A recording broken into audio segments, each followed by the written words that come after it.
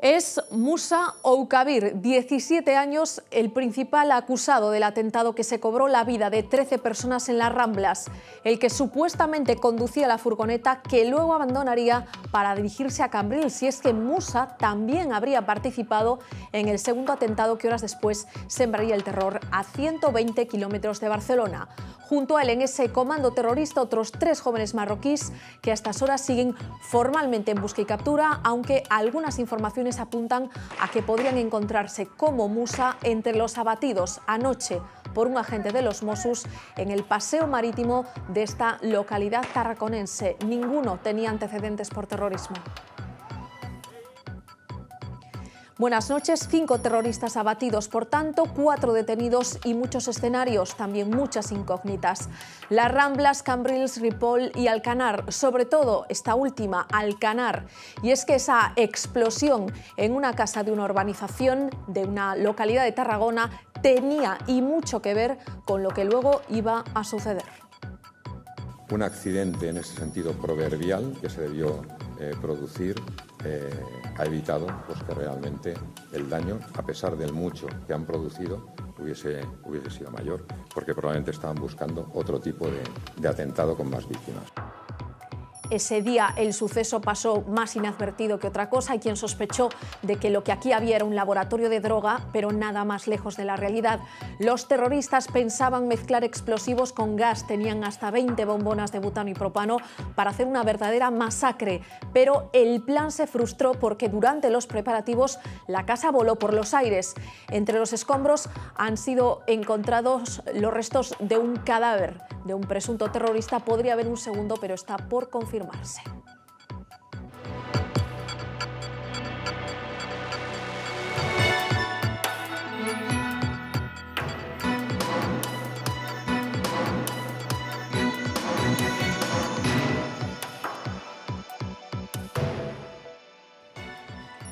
La muerte de una de las personas atacadas anoche en Cambrils ha elevado la cifra de fallecidos a 14. Hay más de 120 heridos, víctimas en total de hasta 34 nacionalidades, desde Francia a Filipinas. Un equipo de 24 forenses ha trabajado durante toda la noche en las tareas de identificación.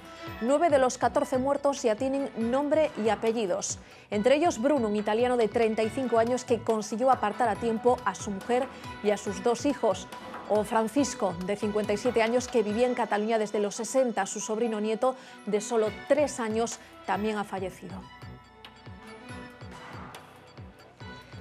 De la Praza do Obradoiro a Plaza Cataluña, en Galicia y en toda España, hoy el país ha lanzado un no conjunto y global a la barbarie terrorista. No ha importado el desafío soberanista en un multitudinario acto en el lugar del atentado, con presencia del rey Felipe VI, el presidente Mariano Rajoy y su homólogo catalán Carles Puigdemont. Silencio sepulcral en las plazas por encima de ideologías, origen o creencias. Millones de personas se han aferrado a un único canto: no tenemos miedo. Dicen los expertos que era casi inevitable que nuestro país también sufriese un ataque de estas características, con elementos comunes a otros atentados previos: terrorismo low cost en zonas blandas imposibles de cubrir y en puntos muy turísticos con una gran simbología y repercusión global. La razón, por un lado, de simbología mundial de atentar en Barcelona en agosto, y por otro lado, las comunidades radicales que existen allí, que es de donde beben los terroristas que pasan a la acción. Las primeras consecuencias más visibles tras los atentados se traducen en un aumento de los controles policiales y en la instalación de barreras protectoras que impiden el libre acceso de vehículos a las zonas más transitadas de las ciudades. Ciudades turísticas como Calafell, Reus o Calella han instalado volardos de hormigón. En Madrid se han colocado jardineras en los alrededores de Sol. Este domingo habrá refuerzos especiales en el partido que enfrentará a Depor y Real Madrid en A Coruña.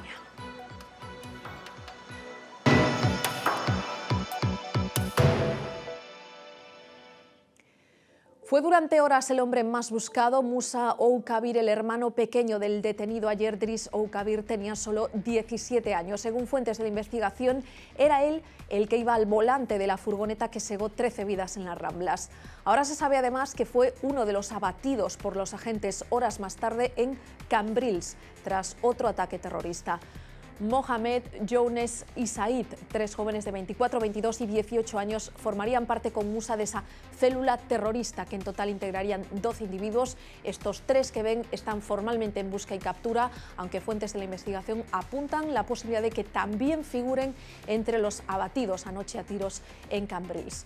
Su plan era todavía más terrorífico de lo que se pensó. Llevaban meses preparándose, elaborando explosivos que pensaban instalar en al menos 2 de las furgonetas que habían alquilado. Con ellas podrían haber causado sin duda una tragedia mucho mayor, pero la explosión mientras manipulaban bombonas de gas les torció el plan. Sintiéndose descubiertos o en peligro, cambiaron repentinamente sus planes y optaron por arrollar a la multitud, primero en el centro de Barcelona, después en Cambrils.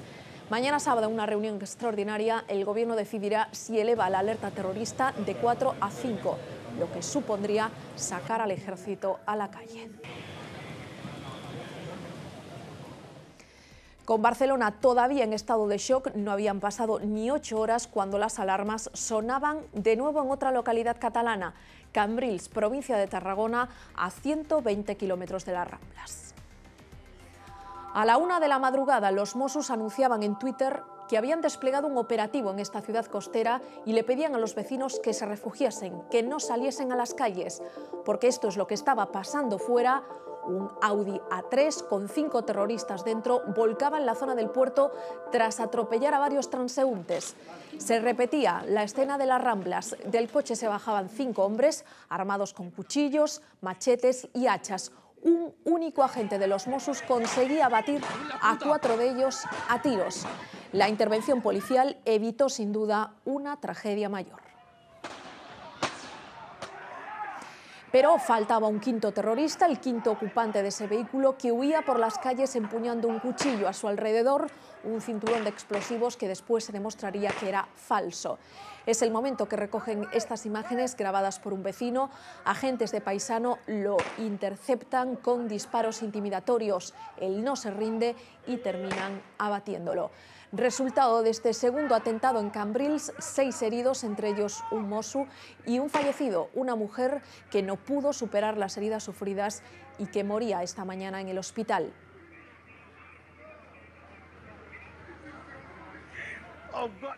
La operación Jaula se desarrollaba además en otro escenario, en otra provincia catalana, en Girona, concretamente en la localidad de Ripoll, donde hasta ahora se ha producido el grueso de registros y detenciones. El primer arresto se producía en la jornada de ayer. Driss Oukabir, hermano de Musa, supuestamente la persona que alquiló la furgoneta de las Ramblas, fue interceptado por los Mossos cuando iba a denunciar que le habían robado la documentación. Según algunas fuentes, el propio Driss habría declarado que el autor del robo de sus documentos fue su hermano pequeño. Un segundo detenido es hermano de la persona que conducía el Audi A3 de Cambrils. Este mediodía se anunciaba otra detención, la de un amigo de Musa. Los 3 son de nacionalidad marroquí, con edades comprendidas entre los 21 y los 34 años y sin antecedentes por terrorismo. El cuarto arrestado es español, natural de Melilla. Era detenido ayer por la mañana tras una explosión registrada en una vivienda de Alcanar. Una explosión que ahora se ha demostrado está vinculada con los ataques. Son familiares y amigos de los Oukabir, los hermanos sospechosos de estar tras el atentado. El autor es un individuo de 1,70 m con una camisa de color blanco y rayas azules. Los investigadores creen que ese hombre era Moussa, el pequeño de 17 años. Driss fue detenido anoche, según la Consellería, en un control, según otras fuentes policiales, cuando iba a denunciar el robo de su documentación.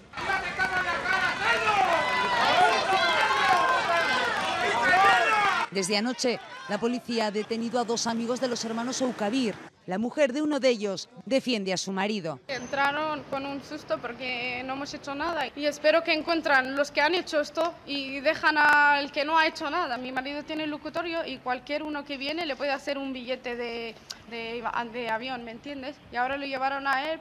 No sé por qué. Los registros en su ciudad, Ripoll, en Girona, a 100 kilómetros de Barcelona, son exhaustivos e interminables. Se buscan pruebas de los atentados, todos formarían parte de la misma célula de 12 terroristas, según fuentes policiales. Igual que los responsables de esta explosión en Alcanar, Tarragona, Uno murió en la deflagración, el otro está herido y detenido. Es el melillense Mohamed Ouli. Su documentación apareció a bordo de una de las furgonetas alquiladas para atentar. Furgoneta de alquiler, posiblemente implicada en los atentados de ayer. Guau, qué heavy, tío. El episodio menos claro, este. Como sean los mierdas estos coches, tío. El del coche que se saltó un control hiriendo a 2 agentes. Su propietario apareció apuñalado en el asiento del copiloto. Se investiga si asesinado a manos de los mismos terroristas. La historia daba un nuevo giro con un escenario que hasta ese momento se creía desvinculado de los hechos. Llegó a pensarse que era un laboratorio de droga. La explosión del miércoles en un chalet de Alcanar fue realmente el origen de todo. En esta casa que van a ver, situada en una urbanización de Tarragona, los terroristas urdieron su plan. Tenían pensado un golpe mucho mayor, con explosivos mezclados con gas, que habrían de ser transportados en las furgonetas. Un golpe que se frustró tras volar por los aires la vivienda. Había hasta 20 bombonas de butano y propano. En una primera explosión, una persona que se encontraba en el interior de la casa habría fallecido. Otra persona fue encontrada herida y llevada a un hospital. Está fuera de peligro. Horas después, en una segunda deflagración, resultarían heridos bomberos y policía mientras inspeccionaban los escombros. Podría haber un segundo cadáver entre los restos. El plan inicial se frustró, sí, pero precipitó los sucesos posteriores, los atentados en las Ramblas y en Cambrils. Uno de los días más negros en la historia de Barcelona comenzaba pasadas las 5 de la tarde, en su arteria turística más popular. Una furgoneta de color blanco bajaba a toda velocidad desde Plaza Cataluña por el centro de esta avenida, atropellando a todas las personas que encontraba a su paso. Recorrió unos 600 metros en zigzag para alcanzar al mayor número posible de víctimas. El conductor del vehículo, Musa Oukabir, no iba armado, abandonó la furgoneta y huyó a pie. Resultado de su ataque, 13 muertos, más de 120 heridos de hasta 34 nacionalidades diferentes. Hoy las Ramblas han amanecido convertidas en un altar de flores, velas y fotografías en recuerdo de las víctimas. Francisco, 57 años, paseaba por la Rambla junto a su familia cuando el brutal atentado acabó con su vida. Su esposa permanece hospitalizada en estado grave. Junto a ella, un menor de su familia también herido. Con ellos iban su sobrina y su hijo menor de solo 3 años. Ambos murieron en el atentado. En Lanteira, Granada, su ciudad de origen, están destrozados. Hace años que se trasladaron a Rubí. Hoy allí los recuerdan con estos altares en la puerta del local donde trabajaban. Impotencia muy grande, o sea, es duro. Son las primeras víctimas españolas identificadas, pero gran parte de los afectados son extranjeros. Para sus seres queridos se han habilitado estas salas en el aeropuerto del Prat. Vamos a pie de avión a la escalera y hacemos la primera recepción y los acompañamos a una sala. Desde allí son trasladados a hospitales o al anatómico forense. Hasta aquí llegarán los familiares de los fallecidos, como los de Bruno, un italiano de 35 años que estaba de vacaciones con su esposa y con sus hijos de 6 años y 7 meses. Cuando apareció la furgoneta empujó a los niños y a su mujer. Él no sobrevivió al atropello. Tampoco lo hizo él, que una belga de 44 años murió ante los ojos de su marido y de sus 2 hijos. Entre las víctimas mortales hay otro italiano identificado como Luca Russo, de 25 años, y al menos 3 alemanes y una portuguesa. Es otro de los escenarios de la confusión, se lo contábamos ayer, con la operación Jaula ya activada. Un coche se saltaba un control en la calle Diagonal y arrollaba a 2 agentes. La investigación va arrojando algo de luz sobre lo ocurrido. Los Mossos encontraron dentro de ese coche a un hombre fallecido, pero no a consecuencia de sus disparos, sino por heridas de arma blanca. La víctima es el propietario del coche. Su cuerpo fue localizado en la parte de atrás del vehículo. La hipótesis principal que se baraja es que otra persona, la que iba conduciendo ese vehículo y que habría conseguido huir, lo habría secuestrado a punta de cuchillo para luego apuñalarlo. Lo que todavía no está clara es la identidad del fugado y si tiene o no que ver con los ataques terroristas. Unidos en el dolor, en el silencio, pero también en la contundencia contra la barbarie, el gobierno español, el catalán, los representantes de todos los partidos de la oposición y el rey a la cabeza han querido dar hoy una imagen de consenso. Lo han hecho en Plaza Cataluña, a escasos metros de donde ayer tenía lugar el primer atropello masivo. Silencio en recuerdo de los fallecidos, que se rompía el grito de "no tenemos miedo", un coro espontáneo al que se han unido miles de asistentes.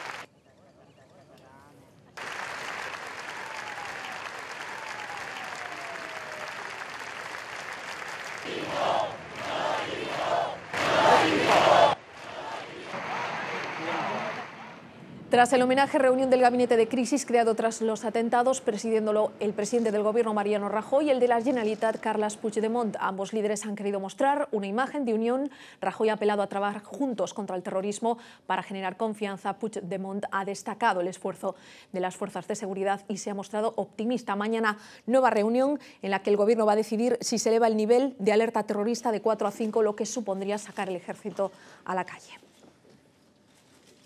Que seamos capaces de trabajar juntos, de que seamos capaces de intercambiar todo aquello que haya que intercambiar y de que seamos capaces de actuar como un equipo. Nos hemos levantado determinados a ganar la batalla del terrorismo. Y como prueba de ello ha sido esta admirable manifestación espontánea, este grito de "no tinc por", no tengo miedo.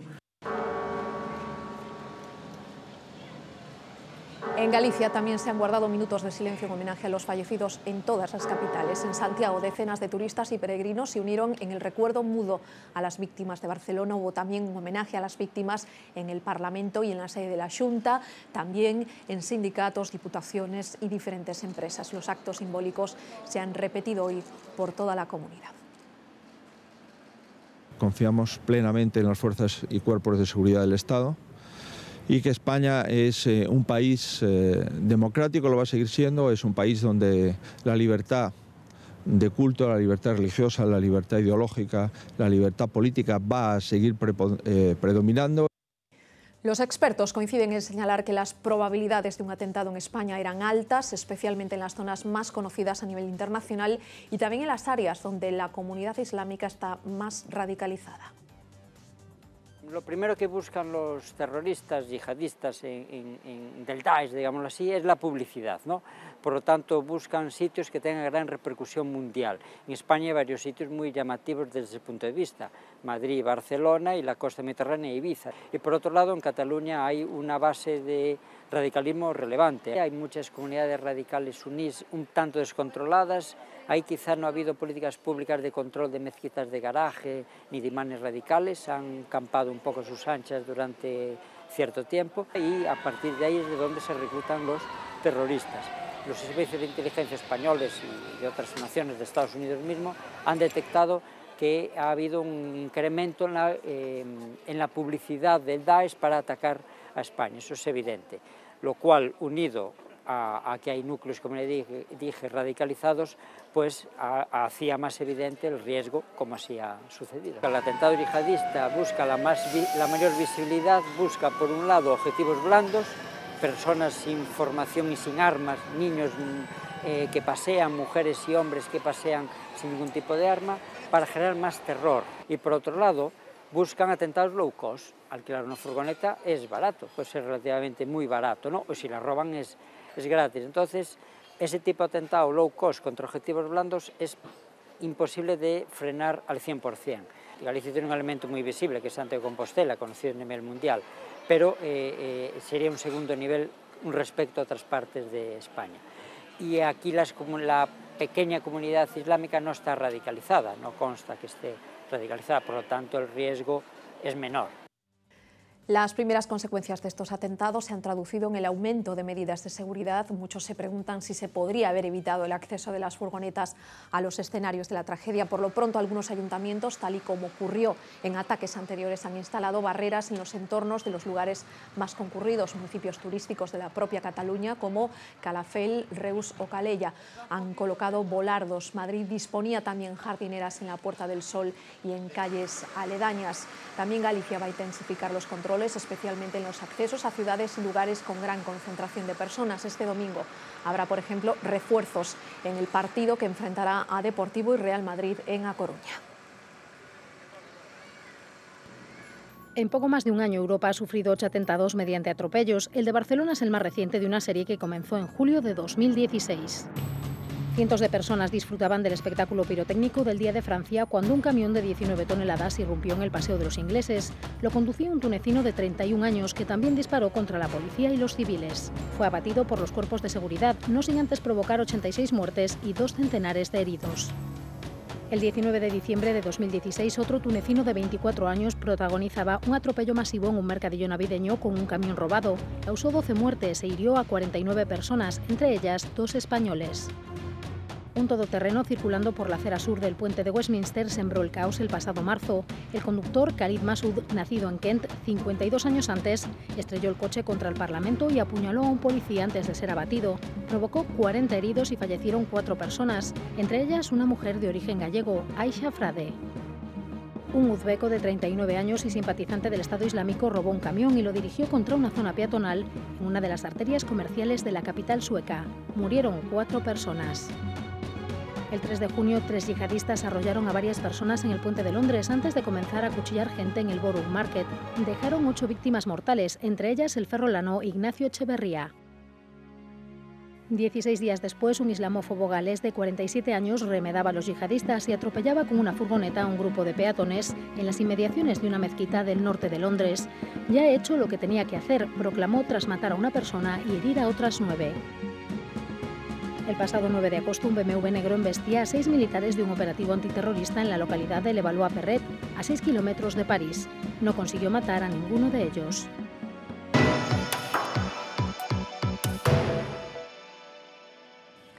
Se las enseñábamos ayer las imágenes de un grupo de chavales que se colaron en las instalaciones cerradas en ese momento del aula universitaria del dique de Abrigo en A Coruña para lanzarse de cabeza al agua.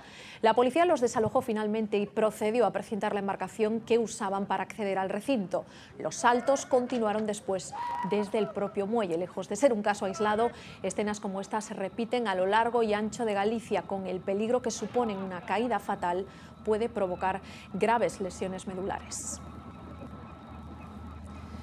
Sin ir más lejos, este jueves en la playa de Paxariñas, en Portonodo, un joven de 24 años, vecino de Lugo, resultaba herido de gravedad tras zambullirse en el mar desde unas rocas. Los socorristas que estaban en la playa de Paxariñas se dieron cuenta de una incidencia que ocurría en la orilla de la playa, donde unos jóvenes estaban sacando del agua a otro compañero, a un amigo, y bueno, acudieron de inmediato al lugar. Y le preguntaron, lo primero obviamente es qué había ocurrido, pensando que podía haber sido un ahogamiento, pero los propios chicos nos informaron de que se había llevado un golpe en la orilla. En ese momento el joven que decía que estaba bien, pero que no sentía movilidad en piernas.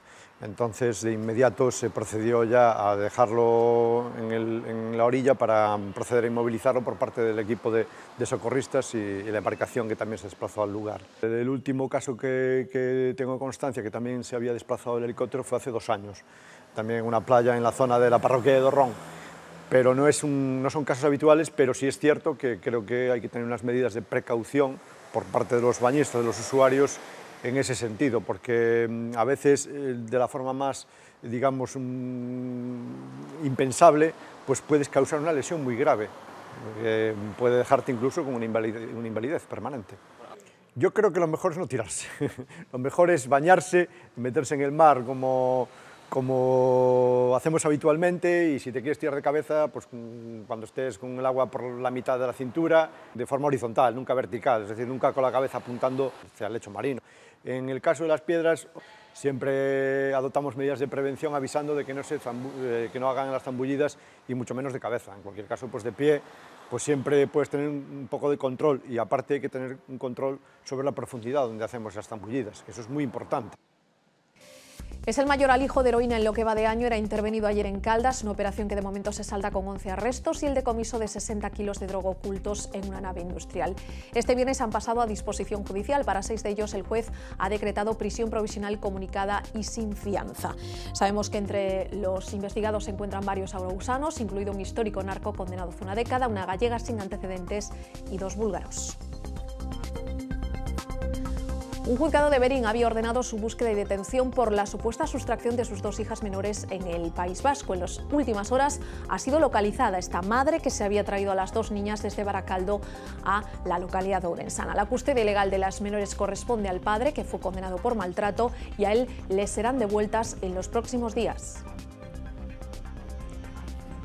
En Boiro, la Guardia Civil ha detenido a 2 personas acusadas de robar plomo de pesca en una fábrica de la localidad. Consiguieron llevarse 660 kilos. En el mercado tendrían un valor de 1.100 euros. Los arrestados tienen 65 y 29 años. Los agentes recuperaron parte del material robado en chatarrerías cercanas. No se descartan nuevas detenciones. La policía local de Vigo mantendrá vigilado mientras sea necesario el edificio del barrio de Teis en el que hay un piso ocupado.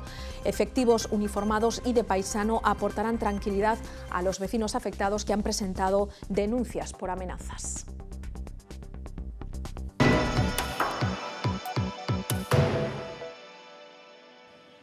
El frente que dejó chubascos esta pasada noche en algunos puntos de nuestra comunidad se prolongaba a primera hora de la mañana, pero con el avance de la jornada se quedaba una espléndida tarde de sol y playa. Muchos optaron por darse un baño con temperaturas que superaron, en el caso de Apobra, como están viendo, los 25 grados. Solo el norte de Galicia se resistió a los cielos azules, aunque los valores fueron agradables e incluso altos. En algunos puntos, como Ourense, 33 grados, 30 marcó Pontevedra, 28 Santiago. ¿Y cómo se presenta el fin de semana? Pues la situación incluso va a mejorar. Se recupera la influencia anticiclónica sobre Galicia, así que nos esperan cielos poco nublados, tan solo algunas nubes bajas en el tercio norte a primeras horas del sábado. Temperaturas mínimas que descienden ligeramente y máximas que se mantienen o que suben algo en la mitad sur. Los termómetros superarán los 30 grados en Ourense, Pontevedra y Vigo. Los rozarán en Lugo y Santiago.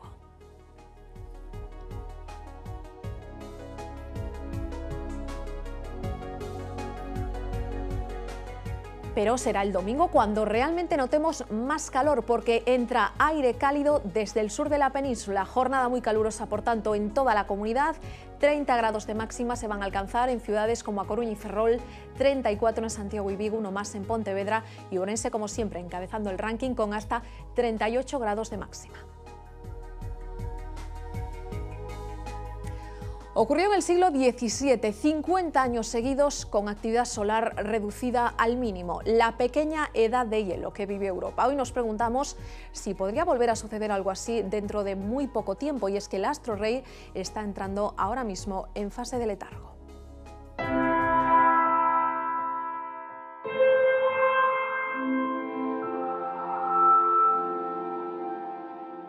Visto desde nuestro planeta parece una bola pequeña y tranquila, pero en realidad es un objeto gigante, inestable y muy dinámico. Tiene, por ejemplo, un ciclo que cambia cada 11 años, provocado por su campo magnético. O Sol, como non é sólido como a Terra, ten un campo magnético que se vai deformando debido a un fenómeno que se chama rotación diferencial, que o Sol xira a distintas velocidades dependendo da latitude dentro do Sol. Entón xira máis deprisa no ecuador que nos polos. Eso fai que o campo magnético se distorsione e que esas distorsiones son precisamente as que causan os fenómenos de actividade solar.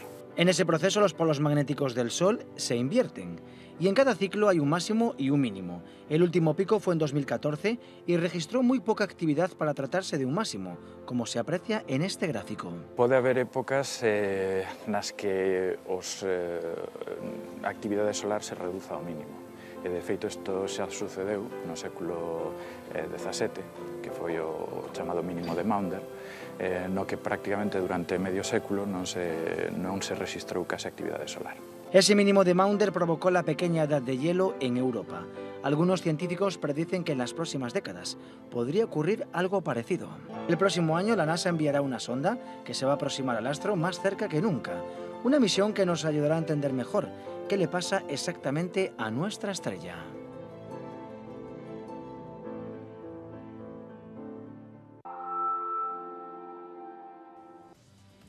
Y hoy, como no podía ser de otro modo, nos despedimos sumándonos a esa inmensa marea de cariño que lo ha invadido todo, también las redes sociales, en las últimas horas. El Te quiero Barcelona, el Te estimo, el Todos somos Barcelona son algunos de los mensajes que pueden ayudar a superar lo sucedido a un incrédulo Cristóbal Colón que no entiende lo que está pasando allá abajo en las Ramblas. Instagram nos muestra en las últimas horas decenas de perfiles de la ciudad condal llenos de luz y de colores, como la ciudad de acogida que es Barcelona, pero con ese crespón negro en memoria de los 14 fallecidos. Hoy llora hasta COVID, o la Sagrada Familia, que metafóricamente se ha convertido este viernes en una gigantesca lágrima.